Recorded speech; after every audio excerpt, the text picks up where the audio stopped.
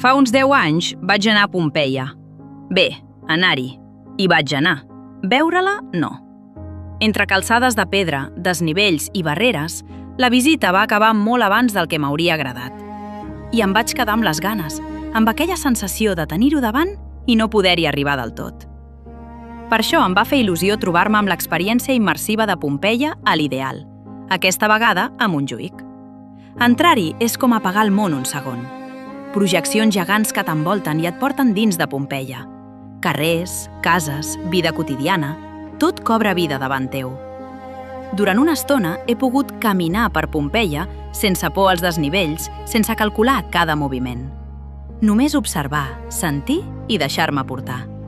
També gràcies a la realitat virtual, que mostra amb molt detall com eren les cases per dins.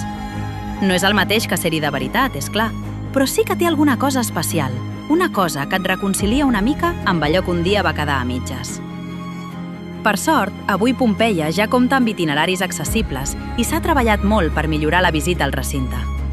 A vegades fa mal recordar el que et vas perdre, però també reconforta veure que les coses canvien, encara que sigui a poc, encara que sigui amb temps.